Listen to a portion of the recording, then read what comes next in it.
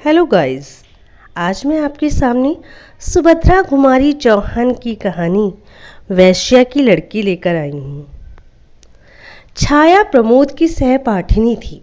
प्रमोद नगर के एक प्रतिष्ठित और कुलीन ब्राह्मण परिवार का लड़का था और छाया छाया थी नगर की एक प्रसिद्ध नर्तकी की इकलौती कन्या। नगर में एक बहुत बड़ा राधा कृष्ण का मंदिर था। जाने ना जाने कितने सदाव्रत रोज बढ़ जाता था। सैकड़ों साधु संत मंदिर में पड़े पड़े भगवत भजन करते, मनमाना भोजन करते और मनमाना अनाचार। छाया की माँ इसी मंदिर की प्रधान नर्तकी थी। मंदिर को छोड़कर दूसरी जगह वह गाने बजाने कभी न जाती।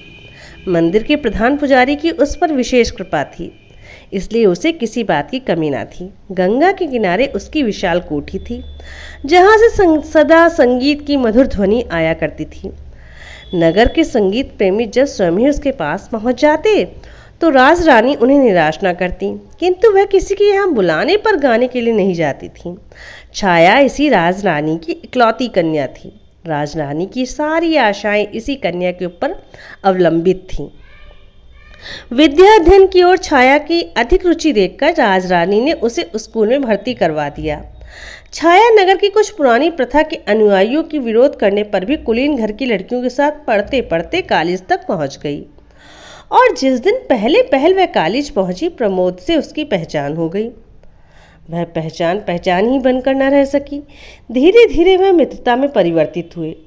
अंत में उन्होंने प्रणय का रूप धारण कर लिया, जिसका परिणाम यह हुआ कि परिवार वालों का विरोध, तिरस्कार और प्रताड़ना न तो प्रमोद को ही अपने पद से विचलित कर सका और ना ही छाया को ही। विवाह के लिए उन्हें कोर्ट का सहारा लेना पड़ा। कोर्ट में रजिस्ट्री होने के बाद आर्य समाज मंदिर में उनका विवाह वैदिक रीति से संपन्न हुआ। अग्नि को साक्षी देकर वह दोनों पति पत्नी के पवित्र बंधन में बंध गए। बचपन से ही कुलीन घर की लड़कियों के साथ मिलते जुलते रहने के कारण उसके रीति रिवाजों को देखते देखते छाया के हृदय में एक कुल वधू का जीवन बिताने की प्रबल उत्कंठा जागृत हो उठी थी।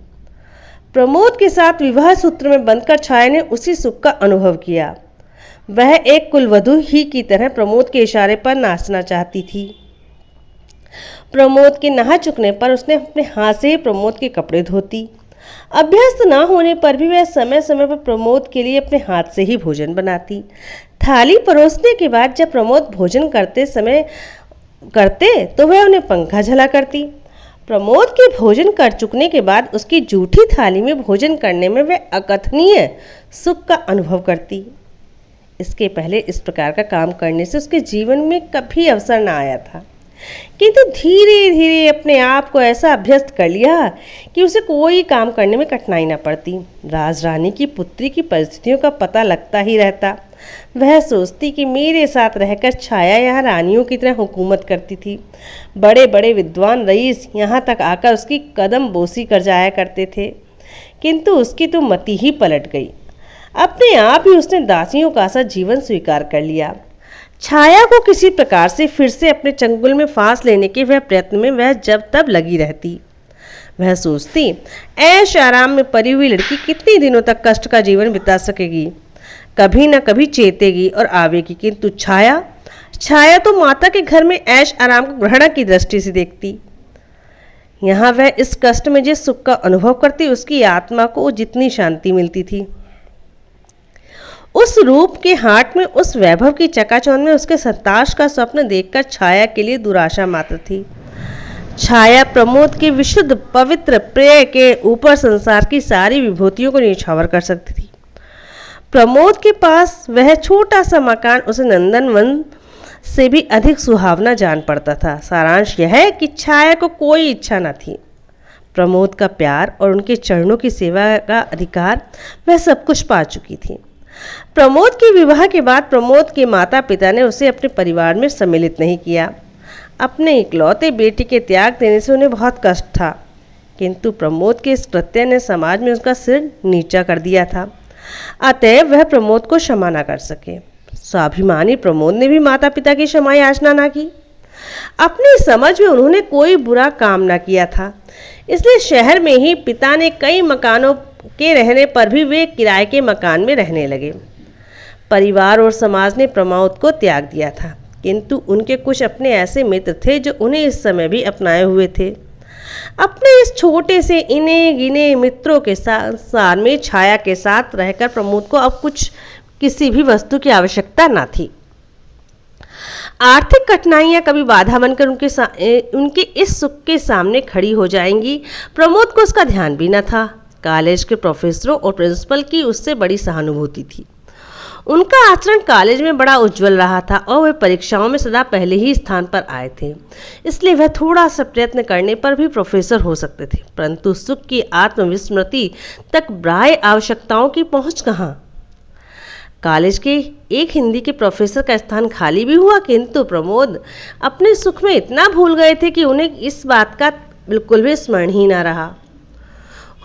उनके मित्रों और छाया ने एक दो बार उनसे इस पद के लिए प्रयत्न करने के लिए भी कहा भी, किंतु उनका यह उत्तर सुनकर छाया, क्यों मुझे अपने से दूर भगाना चाहती हो? छाया चुप हो गई। उसे अधिक कहने का साहस ना हुआ। वह प्रमोद के भावुक स्वभाव से भली भांति परिचित थी। छोटी छोटी बातों का भी उनके हृदय पर बड़ा गहरा प्रभाव पड़ता। यौवन जनित उन्माद लालसाएं चिरस्थायी नहीं होती। इस उन्माद के नशे में जिसे हम प्रेम का नाम दे डालते हैं, वास्तव में प्रेम नहीं किंतु वासनाओं की प्यास मात्र है। लगातार 6 महीने तक छाया के साथ रहकर अब प्रमोद की आंखों में भी छाया के प्रेम और सौंदर्य का वह महत्व ना रह गया जो पहले था। अब कहाँ नशा था। उन्हें अपने कर्तव्य का ज्ञान हुआ। उन्हें अब ऐसा जान पड़ता जैसे उन्होंने कोई बड़ी भूल कर डाली। आर्थिक कठिनाइयां भी उन्हें पद पद पर शूल की तरह कष्ट पहुंचा रही थी। इसके अतिरिक्त माता पिता के स्नेह का अभाव उन्हें बहुत खटक रहा था। उनका चित्त व्याकुल सा रहता। बार बार उस स्नेह की शीतल छाया में दौड़कर शांति पाने के लिए उनका चित्त चंचल हो उठता। माता पिता के स्नेह में जो शीतलता, ममता का मधुर दुलार, जो एक प्रकार की अनुपम शांति मिलती, वह उन्हें छाया के पास ना मिलती। छाया के प्रेम में उन्हें सुख मिलता था, शांति नहीं। स्नेह मिलता पर शीतलता नहीं, आनंद मिलता पर तृप्ति नहीं। हाँ, प्यास और तीव्र होती जान पड़ती। आनंद और सुख के जलन की मात्रा अधिक मालूम होती। वे माता पिता के स्नेह के लिए अत्यधिक विकल रहते, किंतु जब माता पिता ने ही उन्हें अपने प्रेम के पल्ले से उतारकर अलग कर दिया, तब स्वयं उनके पास जाकर उनके प्रेम और दया की भिक्षा मांगना प्रमोद के स्वाभिमान के स्वभाव के विरुद्ध था। प्रमोद का स्वास्थ्य भी अब पहले जैसा न रह गया। दुश्चिंताओं और आर्थिक कठिनाइयों के कारण वे बहुत क्लश और विक्षिप्त से रहते। समाज में भी वह मान प्रतिष्ठा न रही। हर स्थान पर उनके इसी विवाह की चर्चा सुनाई पड़ती। प्रमोद के इस कार्य से ही नहीं, स्वयं प्रमोद से भी किसी प्रकार की कोई सहानुभूति न रह गई। सब लोग प्राय यही कहते, प्रमोद 2 ही 3 साल के बाद अपना कर्तव्य पर पछताएगा। वह प्रमोद सरीखे विवेकी और विद्वान युवक के अनुकूल नहीं हुआ। ठहरी तो आखिर वैश्य की लड़की ही ना, कितने दिनों तक साथ देगी। वैश्य भी किसी प्रकार की होकर रही है, यह किस प्रकार रहेगी। इस प्रकार ना जाने कितने आक्षेप प्रमोद को सुनने में आते। इस बातों को सुनकर प्रमोद की आत्मा विचलित सी हो उठी। उन्हें इन सब बातों का मूल कारण छाया ही जान पड़ती। वे सोचते, कहाँ से मेरी छाया से पहचान हुई। ना उससे मेरी पहचान होती और ना ही विपत्तियों का समूह इस प्रकार मुझ पर टूट पड़ता। वे अब छाया से कुछ खिंचे खिंचे से रहने लगे। उनके प्रेम में अपने आप शिथिलता आने लगी। छाया का मूल्य उनकी आंखों में घटने लगा। पर प्रमोद स्वयं से सब चाहते न थे। छाया ने वैश्या की लड़की होने के अतिरिक्त कोई अवगुण न मिलता। वे विवश थे। हृदय के ऊपर किसका वश चला है। वे अपने व्यवहार पर स्वयं ही कभी कभी दुखित हो जाते, फिर वही भूल करते। कभी कभी औरों के सामने भी छाया से ऐसा व्यवहार कर बैठते जो अनुचित कहा जा सकता था। छाया सुख की छाया में पलकर बड़ी हुई थी। अपमान, अनादर और तिरस्कार के ज्वालामय संसार से परिचित न थी। अब पद पद पर उसे प्रमोद के प्रेम में कुछ मीठे शब्दों के स्थान पर तिरस्कार से भरा हुआ अपमान ही मिलता था। प्रमोद के इस परिवर्तन के बाद भी छाया ने समझ लिया कि प्रमोद के हृदय में उसने एक ऐसा स्थान बना लिया है जिस पर किसी और की भी पहुंच नहीं है। उसे इसी संतोष था कि एक कुल वधू इसके अतिरिक्त और चाहती ही क्या है। पत्नी के रूप में पहुंचकर छाया ने अपना अस्तित्व ही मिटा दिया था। प्रमोद के चरणों में उनके लिए थोड़ा सा स्थान बना रहा, यही उसकी साधना थी। और इस साधना के बल पर वह प्रमोद का किया हुआ अपमान और तिरस्कार भी हंसकर सह सकती थी। इसके ऊपर उस अपमान और तिरस्कार का अधिक प्रभाव न पड़ता। प्रमोद के जरा हंसकर बोलने पर वह सब कुछ भूल जाती। उसे कुछ याद रहता तो केवल प्रमोद का मधुर व्यवहार। प्रमोद के माता पिता आखिर पुत्र को कितने दिन तक छोड़कर रह सकते। अब तो प्रमोद के साथ साथ उन्हें छाया पर भी ममता हो गई थी। उनका क्रोध महीने डेढ़ महीने भी न ठहर सका। वह समाज के पीछे अपने प्यारे पुत्र को नहीं छोड़ सकते थे। हृदय कहता था चलो मना लाओ बेटा। बेटा आत्मा स्वाभिमानी था तो पिता तो नम्र होना चाहिए, किंतु आत्माभिमान आकर उसी समय गला पकड़ लेता। पुत्र के दरवाजे पर स्वयं उसे मनाने के लिए जाना उन्हें अपनी प्रतिष्ठा के अनुकूल न जान पड़ता। फिर पुत्र ही तो है, यदि वे पिता के पास तक आ जाए तो क्या उसकी शान में फर्क आ जाएगा। सारांश यह है कि चंद्रभूषण और सुमित्रा अब बहू बेटी के लिए व्याकुल होते हुए भी उन्हें बुला न सकी। एक दिन एक व्यक्ति ने आकर कहा कि प्रमोद बहुत दुबला हो गया है और कुछ बीमार सा है। माता का हृदय पानी पानी हो गया और उसी समय एक नौकर के हाथ कुछ रुपए भेजकर कहला भेजा कि प्रमोद आकर उनसे मिल जाए। रुपए तो प्रमोद ने ले लिए, क्यों उन्हें आवश्यकता थी, परंतु वे घर न जा सके। उन्होंने समझा कि माँ ने पिता से चोरी से घर पे बुलवाया है, इसलिए जिस घर में वे पैदा हुए वहाँ के जलवायु में पलकर इतने बड़े हुए, उसी घर में चोर की तरह जाना उन्हें भाया नहीं। वे नहीं गए, जाना अस्वीकार कर दिया। इससे सुमित्रा को बड़ा दुख हुआ। वे उठते बैठते चंद्रभूषण से इस बात का आग्रह करने लगी कि प्रमोद को स्वयं लेने जाएं। उसे मनाने में उनकी प्रतिष्ठा ना कम पड़ेगी। दशरथ ने बेटे के लिए प्राण त्याग दिए थे, यहाँ तो जरा से सम्मान की बात है। पिता का हृदय तो स्वयं ही पुत्र के लिए विकल हो रहा था और वे तो स्वयं चाहते थे कि सारी जिम्मेदारी सुमित्रा के सिर पर छोड़कर वे पुत्र को मनाने चले। कहीं छाया पैर छूने आई तो लाख वैश्या की लड़की है, पर अब तो मेरी पुत्रवधू है, क्या मैं खाली हाथी पैर छुआ लूंगा। सराफे की ओर घूम गए, वहां से एक जोड़ी चढ़ाऊ कंगन खरीदे और जेब में रखकर 10 कदम भी न चल पाए थे कि सामने से प्रमोद आते हुए दिखे। चंद्रभूषण के पैर रुक गए, प्रमोद भी छिटके। झुककर उन्होंने अपने पिता के पैर छू लिए। चंद्रभूषण की आंखों से गंगा जमुना बह निकली। प्रमोद के भी आंसू न रुक सके। दोनों कुछ देर तक इस प्रकार आंसू बहाते रहे। कोई बातचीत ना हुई। अंत में गला साफ करते हुए चंद्रभूषण ने कहा, घर चलो बेटा, तुम्हारी अम्मा दिन रात तुम्हारे लिए रोया करती हैं। प्रमोद ने कोई आपत्ति न की, चुपचाप पिता के साथ घर चले जाते। एक दिन जब वह रात घर लौटे, उनकी बाट जोहते जोहते छाया भूखी प्यासी सो गई। जब प्रमोद अपने कमरे में पहुंचे तो 12 बज रहे थे। इस समय छाया का जागना उन्हें उचित न समझा। विलंब से लौटने का दुख था, जबकि वे भोजन कर चुके थे और छाया उनकी प्रतीक्षा में भूखी ही सो गई थी। उन्हें छाया के ऊपर दया आई। उसके सिर पर हाथ फेरते फेरते वे नींद की प्रतीक्षा करने लगे। छाया गाढ़ी निद्रा में सोई थी। उसके चेहरे पर कभी हंसी कभी विषाद की रेखा खिंच जाती थी। प्रमोद यह देख रहे थे। आज उन्हें अपने कटु व्यवहार तीर की तरह चुभने लगे। इसी सोच विचार में वे सो गए। छाया की भी नींद खुली। घड़ी की ओर देखा, 1:30 बज रहे थे। पास ही प्रमोद सुख की नींद ले रहे थे। वह बड़ी व्याकुल हुई। उसने अपने आप को न जाने कितना धिक्कारा। ऐसी नींद भी भला किस काम की। वे आए और भूखे प्यासे सो रहे। यह निगोड़ी आंखें न खुली। वह सदा के लिए बंद न हुई थी कि कभी न खुलने वाली के लिए मुदी थी, फिर खुलने के समय पर क्यों न खुली। इसी प्रकार अनेक प्रकार के विचार उसके मस्तिष्क में आ जा रहे थे और उसे विकल करने लगे। छाया फिर न सो सकी। बाकी रात उसने करवट बदलते ही बिताई। सवेरे उठकर उसने प्रमोद का कोट टटोला। उसकी जंजीर ज्यों की त्यों पड़ी थी।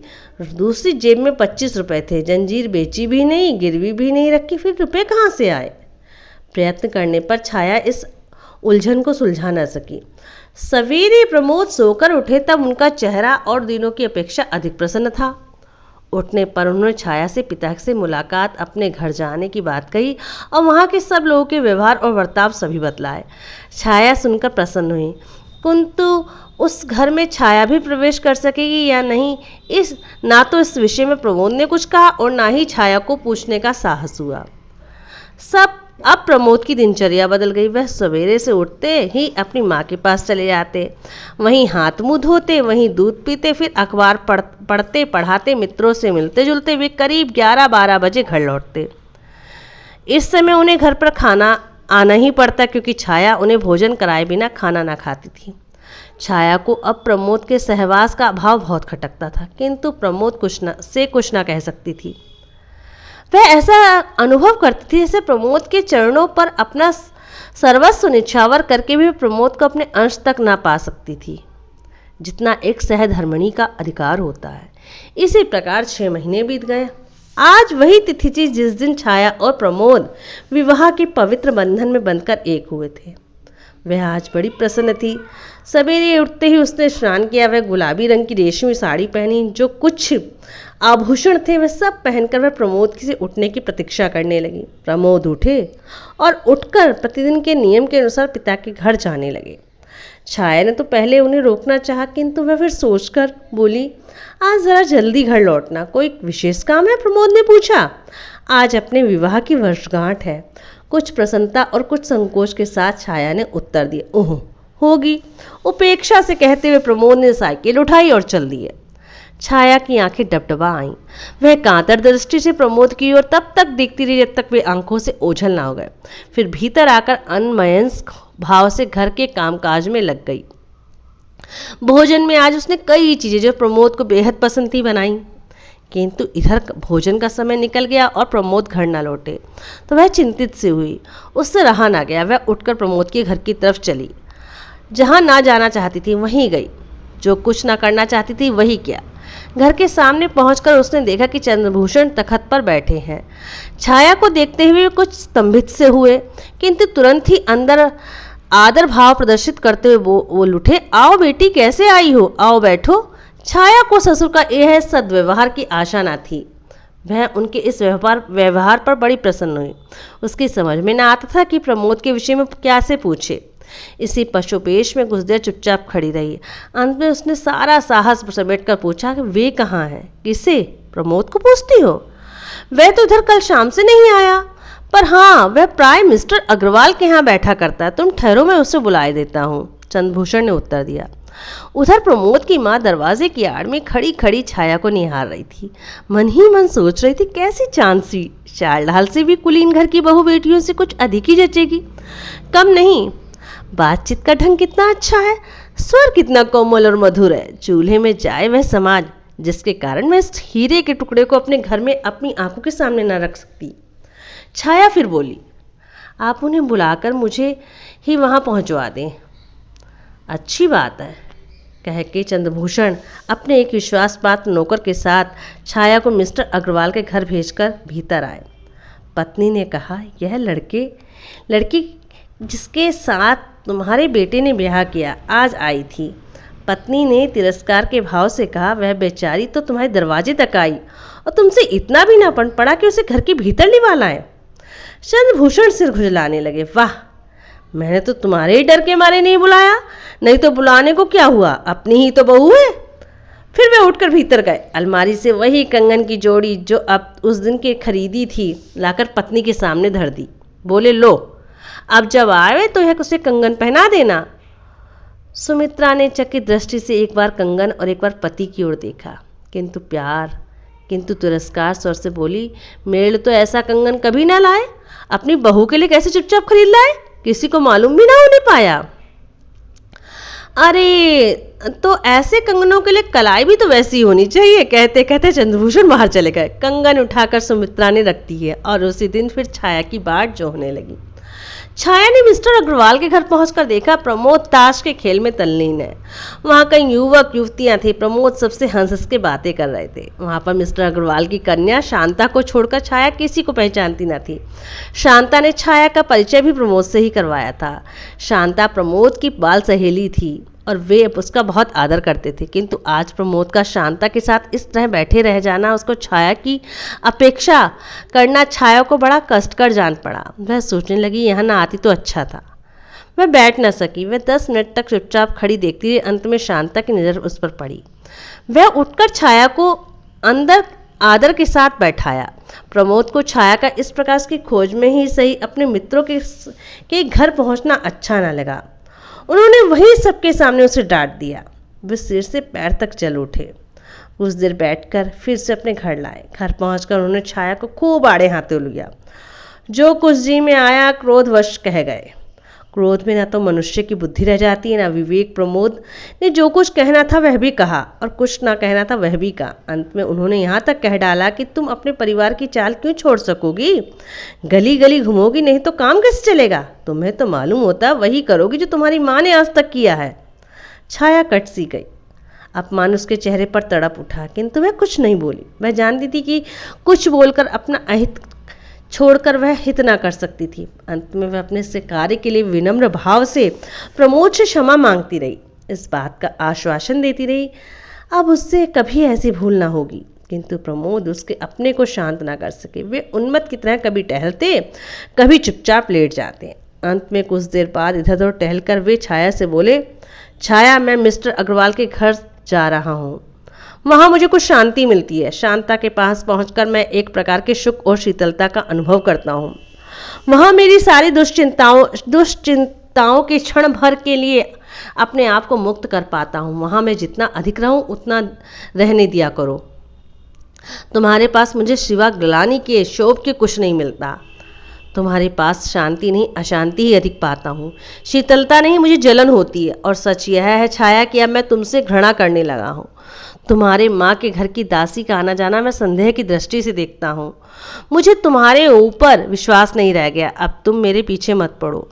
तुम्हें स्वतंत्र किए देता हूँ। तुम चाहो तो अपनी माँ के पास जाकर सुख से रह सकती हो।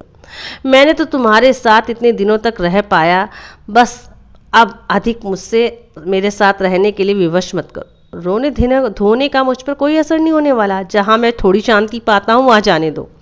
कहते हुए प्रमोद बाहर चले गए। छाया वहीं धरती पर लौटकर फूट फूट कर रोने लगी। आज उसे मालूम हुआ कि कितनी असहाय है, कितनी विवश, कितनी दुर्बल है। संसार उसे शून्य से जान पड़ा। ऐसा लगता था जैसे उसका सर्वस्व कोई बरबस उसे छीने लिए जाता है। वह चीख पड़ी, रोते रोते बेहोश हो गई। पड़ोस की कुछ स्त्रियों ने आकर उसके मुंह पर पानी की छींटे दिए। छाया उठ बैठी। उस दिन वह भोजन न कर सकी। इस प्रकार विवाह की पहली वर्षगांठ संपन्न हुई। प्रमोद बहुत रात घर लौटे। छाया तब तक सोई न थी, वह भी रो रही थी। छाया की अवस्था पर प्रमोद को दया आ गई। उन्हीं की ओर से संग्राम की संधि का प्रस्ताव पेश हुआ। सुलह हुई, दोनों ने साथ भोजन किया। रात अच्छी कटी, किंतु सवेरे फिर वही रफ्तार बेढंगी जो पहले थी सो अब हो गई, प्रारंभ हो गई। प्रमोद फिर कुछ तेज बातें कह के चल पड़े और छाया रोती रह गई। राज रानी अपनी पुत्री की दुरावस्था के विषय में प्रतिदिन सुना करती थी। उसने फिर अंतिम शस्त्र फेंका। दासी से कहला भेजा, अभी भी कुछ नहीं बिगड़ा। छाया चाहे तो आकर मेरे पास सुख से रह सकती है। इतनी बड़ी कोठी और लाखों की संपत्ति उसी की है। वह इतना कष्ट क्यों झेल रही है? अभी उसकी माँ जीवित है, इतना तो सोचे।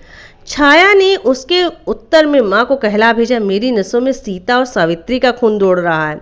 मैं आर्य महिला हूँ, मैं अपने पति के चरणों को छोड़कर नहीं जा सकती। सीता और सावित्री का महान आदर्श मुझ में कहता है कि मेरा पति ही मेरा परमेश्वर है। पति को छोड़कर स्त्री की कहीं भी दूसरी जगह गति नहीं हो सकती। उनसे कहना मेरी माँ तो मर चुकी है, मैं उन्हें अपनी माँ नहीं समझती। मेरी माँ होती तो मेरी ही तरह पवित्र जीवन बिताती। इस उत्तर की राज रानी के स्वाभिमान को धक्का सा लगा। उसने सोचा अभी और ठोकरें खाने के बाद उसकी अकल ठिकाने आवेगी, तब अपने आप चली आवेगी। जैसे ही दासी घर से बाहर निकली, प्रमोद ने घर में प्रवेश किया। वह सिर से पैर तक जल उठे। घर पे आते ही उन्होंने बेकसूर ही सारा क्रोध छाया पर उतार दिया। छाया के हर छोटे छोटे कार्य को वे संदेह की दृष्टि से देखते थे। उन्हें उसके ऊपर विश्वास न रह गया था। उनकी हर एक भाव भंगी में उन्हें कुछ ना कुछ छल, कुछ धोखा दृष्टिगोचर होता। उन्होंने दासी के आने का कारण पूछा। छाया के सच कह देने पर भी विश्वास न कर सके। क्रोध में उन्मत्त से हो रहे थे। क्रोध के साथ बोले, छाया तुम जाओ जाओ, अपनी माँ के साथ रहो, मेरा पिंड छोड़ दो। तुम्हारे साथ रहने से मुझे कष्ट होता है और कुछ नहीं। मैं अपने आप तो तुम्हें छोड़ नहीं सकता। तुम अपनी माँ के पास चली जाओ, मेरे ऊपर किसी प्रकार की जिम्मेदारी न रह जाएगी। मेरा कहना मानो, मुझे इस बंधन से मुक्त कर दो। छाया तुम भी सुख से रह सकोगी, मैं भी सुख से रहूँगा। छाया ये बातें चुपचाप सुन रही थी। उसकी आंखों में आंसू बहते जाते थे। उसने हिचकियों के साथ कहा, प्रमोद, तुम बंधन से मुक्त होना चाहते तो मैं कर दूंगी। व्यंग और उपेक्षा की हंसी के साथ प्रमोद ने कहा, हाँ मैं यही चाहता हूँ। छाया, मुझे बंधन मुक्त कर दो। जिस दिन तुम मेरी इतनी बात मान लोगी मुझे बड़ी शांति मिलेगी। शाम को घर लौटकर प्रमोद ने देखा छाया अपने जीवन की अंतिम सांसें ले रही थी। उसकी आंखें कदाचित एक बार प्रमोद को देख लेने की प्रतीक्षा में खुली थी। प्रमोद के आते ही हिचकी के साथ आंखें सदा के लिए बंद हो गईं। प्रमोद पागलों की तरह छाया की लाश पर गिर पड़े। आज भी प्रमोद नन्ही सी पोटली जिसमें छाया का चित्र, उसका अंतिम पत्र बड़ी सावधानी से हृदय में लगाए हुए नगर के सुनसान स्थानों या खंडरों में देखे जाते हैं। वे न कभी किसी से बोलते हैं और न किसी बात का उत्तर देते हैं। हाँ, अपने आप से कभी कभी एक विचित्र प्रकार की आवाज़ में कुछ कहते हैं जिसको अब वे बस वे ही समझ सकते हैं, कोई नहीं और कोई नहीं। इस प्रकार इस कहानी का बेहद ही दुखद अंत हुआ। विवाह एक